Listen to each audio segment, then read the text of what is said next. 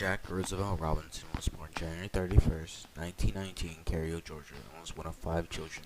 Raised by a single mother and born into poverty, Jackie grew up in an environment where he was racially discriminated against.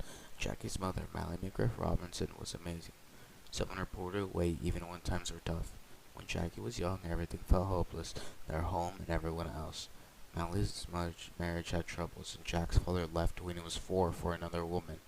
Driven by the circumstances, their mother packed up everything and told them they were going to California. Their Uncle Burn, Mary's half-brother who lived in Pasadena, had urged them to leave and welcomed them to his large household. It appeared to them that it was too crowded. Mallie wanted something better. She wanted a place they could call home.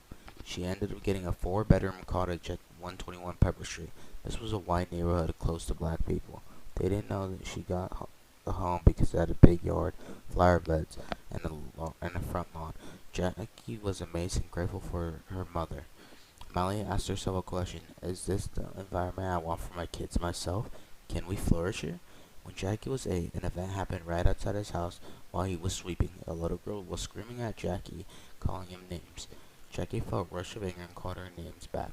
The girl's father came outside and threw rocks at Jackie. Jackie grabbed the rock and kept throwing at him until the man's wife pulled him inside.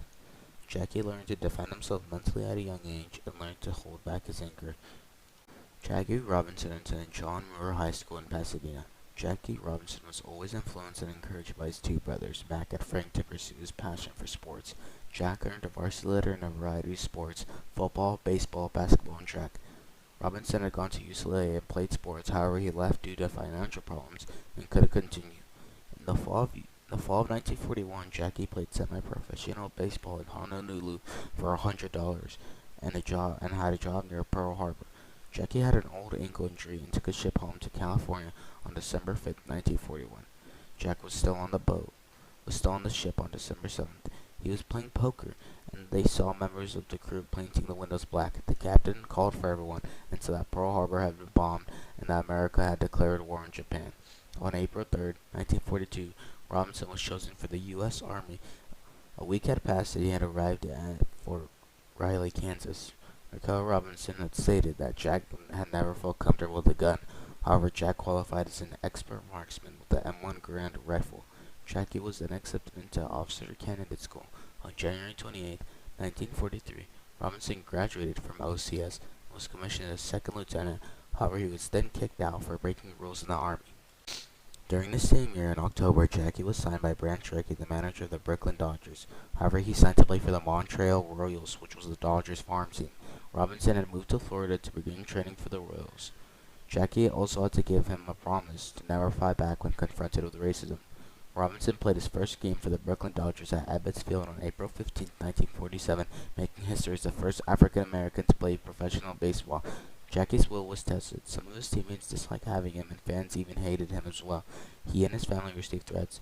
As well, Jackie had received many threats, and the biggest was in his infamous game against Ben Chapman's team, who was yelling and screaming names from him across from the dugout. During the time, opposing teams started to not play against the Dodgers, and even his teammates started to sit out. However, in a game, Hank Greenberg, also known as Pee Reese, had defended Jackie while fans harassed him from the stands. He then walked over and put his arm around Jackie, which shocked others. However, others defended Jackie. The same year, Jackie was elected as Rookie of the Year. He continued to amaze fans with outstanding feats, for example, a .342 batting average during the 1949 season. During the same year, Jackie led in stolen bases and earned the National League's MVP award. Jackie and the Dodgers won many pennants, but eventually they hit big and won the World Series in 1955. They won one more pennant until he retired on January 5, 1957. Jackie was the first African American to be part of the National Hall of Fame 5 years later. Jackie was helping other organizations and became a civil rights activist. Jackie was close friends with MLK and even attended his March on Washington.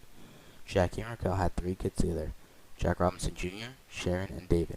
Raquel had stated that she and Jack did a lot to create a nurturing home that sheltered their children from racism. From type 2 diabetes for years, he had also gone blind in one eye and was going blind in another. He had high blood pressure for years and suffered burning sensations in his leg. Jackie's funeral was held at Riverside Church in New York City on October 28, 1972. However, the capacity was 2,500. They squeezed as tight as possible and roamed around the streets. People who were carrying his casket were former teammates Peter Reese, Larry Doby, Ralph Bronca, NBA legend Bill Russell, and many more stars from sports intended. In 2004, that movie began celebrating April 15th to honor the accomplishments of Jack Roosevelt Robinson, which was the day he broke baseball's color barrier. Game festivities were held with scholars from the Jack Robinson Foundation during the first pitch at every game.